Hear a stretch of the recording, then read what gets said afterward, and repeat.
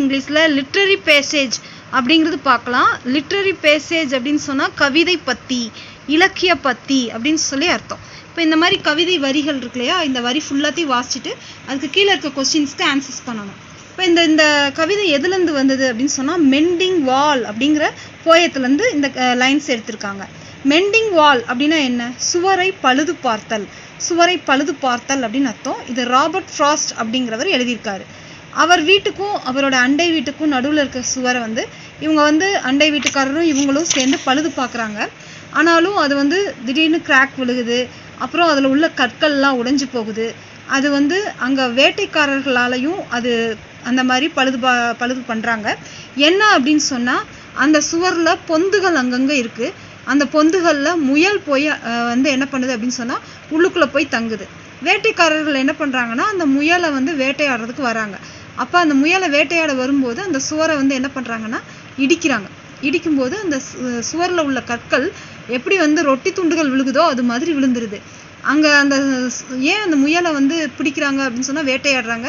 அவங்க கூட்டி வர நாய்களை சந்தோஷப்படுத்துறதுக்கு கூட என்ன பண்ணுறாங்க அப்படின்னு சொன்னால் அந்த முயல்களை பிடித்து விளையாடுற மாதிரி செய்கிறாங்க. இப்படி தான் அந்த சுவரை பழுது பார்த்தல் அப்படிங்கிற போயம் அமைஞ்சிருக்கு. இதில் உள்ள ஒவ்வொரு லைன்ஸையும் பார்த்து அதில் உள்ள மீனிங்ஸை பார்ப்போம். இப்போ இதில் ஃபர்ஸ்ட் லைன் என்ன அப்படின்னு சொன்னால் the work of hunters is another thing. வேட்டைக்காரர்களின் வேலை என்பது வேறு ஒரு விஷயம். வேட்டைக்காரர்கள் தான் அந்த சுவரை என்ன பண்ணுறாங்க, இடிக்கிறாங்க. I have come after them and made repair.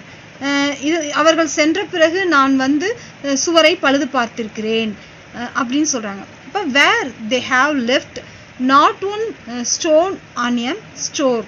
அங்கே அவர்கள் ஒரு கல்லின் மேல் மற்றொரு கல்லை கூட வைக்காமல் களைத்து போட்டுள்ளனர். But they would have the rabbit out of hiding. ஏனெனில் மறைந்திருக்கும் முயலை வெளியே கொண்டு வர அவர்கள் விரும்புகிறார்கள். உள்ளேருந்து முயலை வெளியில் எடுக்கணுங்கிறதுக்காக அந்த சுவரை இடிக்கிறாங்க. To please the yelping dogs the gaps I mean. குறைக்கும் தங்கள் நாய்களை மகிழ்விப்பதற்காக நான் குறிப்பிடும் இந்த சுவர் இடைவெளிகளை.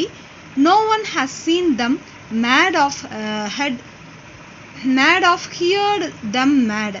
யாரும் உருவாக்க பார்த்ததும் இல்லை, அவை உண்டாகும் சத்தத்தை கேட்கவும் இல்லை.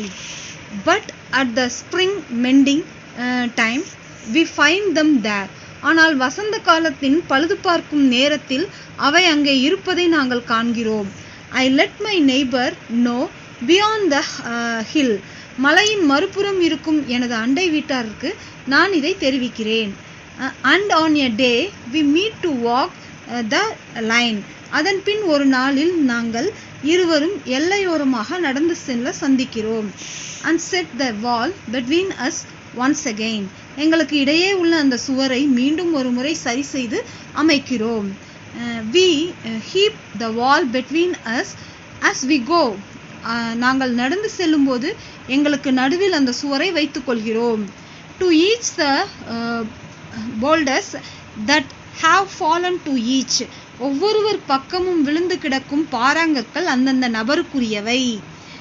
And some are leaves and some so nearly balls. அவற்றில் சில ரொட்டி துண்டுகள் போலவும் சில உருண்டையான பந்துகள் போலவும் இருக்கின்றன. We have to use a spell to make them balance. அவற்றை சமமாக நிறுத்த நாங்கள் ஒரு மந்திரத்தை பயன்படுத்த வேண்டியுள்ளது. Stay where you are until our backs are turned. நாங்கள் திரும்பி பார்க்கும் வரை நீங்கள் இருக்கும் இடத்திலேயே இருங்கள். இவ்வளோதான் போயம். இந்த போயத்தில் அந்த சுவரை பற்றி தான் சொல்லியிருக்காங்க. இதுலேருந்து தான் கொஸ்டின் ஆன்சர்ஸ் இருக்கும். The neighbours meet in the spring season 2. வசந்த காலத்தில் அண்டை வீட்டார்கள் எதற்காக சந்திக்கிறார்கள்? Fill the gaps in the wall. சுவரில் உள்ள இடைவெளிகளை நிரப்புறதுக்காக சந்திக்கிறாங்க. அடுத்தது the neighbours have to use a spell to dash. அண்டை வீட்டார்கள் எதற்காக ஒரு மந்திரத்தை பயன்படுத்த வேண்டும்? Fix the irregular stones in the wall. சுவரில் உள்ள ஒழுங்கற்ற கற்களை நிலைநிறுத்த. The figure of speech used in the lines 9 and 10 is. 9 மற்றும் 10 வரிகளில் பயன்படுத்தப்பட்டுள்ள அணி என்ன அப்படின்னு சொன்னால் மெட்டாஃபர், உருவக அணி அப்படின்னு சொல்லி அர்த்தம். இங்கு சுவர் என்பது மனிதர்களுக்கு இடையே உள்ள பிரிவினையை குறிக்கிறது. இது உருவக அணி அப்படின்னு சொல்கிறோம். அடுத்தது the hunters main aim is dash. வேட்டைக்காரர்களின் முக்கிய நோக்கம் என்ன? முயல்களை பிடிக்கிறது தான். Catch the rabbits. முயலை பிடிக்கிறதுக்கு தான் அந்த ஹண்டர்ஸ் வந்து அந்த சுவரை உடைக்கிறாங்க. The gaps in the wall are made by. சுவரில் உள்ள இடைவெளிகள் யாரால் ஏற்படுத்தப்படுகிறது? யார் அந்த சுவரை உடைக்கிறா? ஹண்டர்ஸ். வேட்டைக்காரர்கள் அவர்கள் முயல்களை பிடிக்க கற்களை நகர்த்துவதால் இடைவெளி உண்டாகிறது. இவ்வளோதான் இந்த கொஸ்டின்ஸ்குள்ள ஆன்சர்ஸ். இந்த போயம்ஸை புரிஞ்சு படிச்சுட்டா அது கீழே உள்ள கொஸ்டின்ஸ்க்கு ஆன்சர்ஸ் வந்து நீங்கள் அதுலேருந்தே எடுக்கலாம். ஸோ அந்த ஆப்ஷன்ஸை பார்த்து எந்த ஆப்ஷன் அப்படின்னு சொல்லி கரெக்டாக கண்டுபிடிக்க முடியும். இது மெண்டிங் வால் அப்படிங்கிற போயம். இது எழுதுனது யாருன்னா ராபர்ட் ஃப்ராஸ்ட் அப்படிங்கிறவர்.